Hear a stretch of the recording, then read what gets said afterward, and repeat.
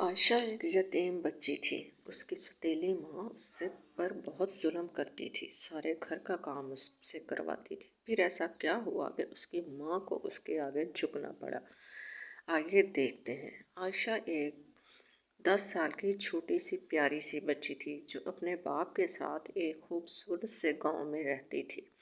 اس کا باپ ایک کسان تھا جو کھیتوں میں کام کرتا تھا۔ عائشہ کی ماں بچپن ہی میں فوت ہو گئی تھی اور وہ بیچاری اکیلی اپنے باپ کے ساتھ رہ گئی تھی۔ اس کا باپ اس کا بہت خیال کرتا تھا، جہاں جاتا تھا اسے اپنے ساتھ ہی لے کے جاتا تھا، یہاں تک کہ کھیتوں میں بھی جب کام کرنے جاتا اپنے ساتھ لے کے جاتا اور اکٹھے مل کر گھر میں کھانا کھاتے تھے۔ لیکن وہ اکثر پریشان رہتا تھا کہ عائشہ اکیلی ہے، اسے ماں کی ضرورت ہے۔ وہ اس کمی کو پورا کرنے کے لیے اس نے سوچا کہ مجھے دوسری شادی کر لینی چاہیے۔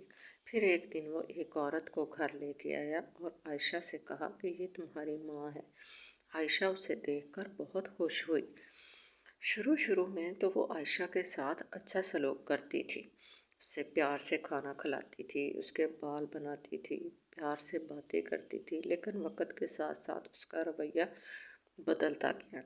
اس نے سارے گھر کے کام عائشہ سے کروانے شروع کر دیے اور اس کا باپ بھی مجبور ہو کر دیکھتا رہتا کیونکہ وہ بہت سخت مزاج اور جھگڑالو عورت تھی۔ کام کروانے کے ساتھ ساتھ وہ عائشہ کو بہت ڈانٹتی اور مارتی تھی اور اس کا باپ بے بس ہو کے کھڑا رہتا۔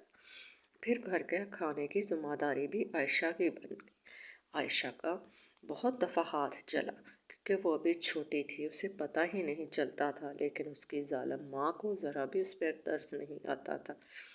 اب عائشہ کی حالت بہت ہی خراب ہو گئی تھی۔ اکثر وہ اکیلے بیٹھ کے سوچتی اور روتی تھی۔ اسے پڑھنے کا بہت شوق، لیکن اس کی ماں نے اس کا اسکول جانا بند کر دیا تھا اور اس کا کہنا تھا کہ اگر تم اسکول جاؤ گی تو گھر کے کام کون کرے گا؟ اکثر وہ اسکول جاتے ہوئے بچوں کو دیکھتی اور بہت دکھی ہو جاتی۔ پھر جب رات کو سب سو جاتے تو وہ اپنی سوتیلی ماں سے چھپ کر پڑھتی تھی، لیکن جب کبھی اس کی ماں کو پتہ چلتا تو اسے سخت سزا دے جاتی اور کہتی کہ دوبارہ میں تمہارے ہاتھوں میں کتاب نہ دیکھوں۔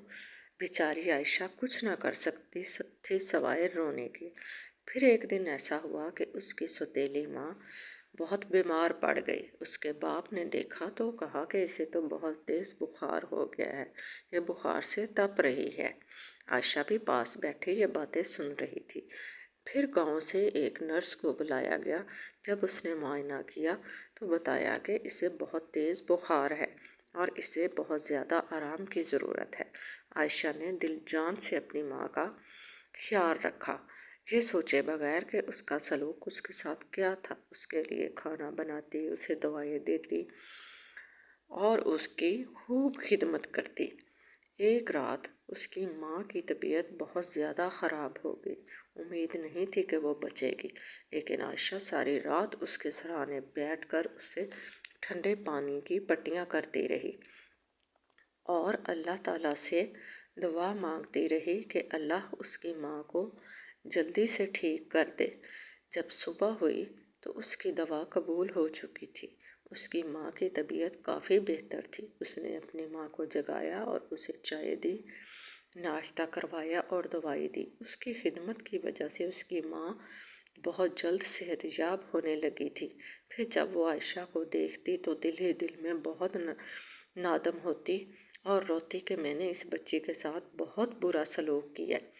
پھر ایک دن اس نے عائشہ سے معافی مانگی اور رو رو کے کہنے لگی کہ عائشہ مجھے معاف کر دو، میں نے تمہارے ساتھ بہت برا سلوک کیا۔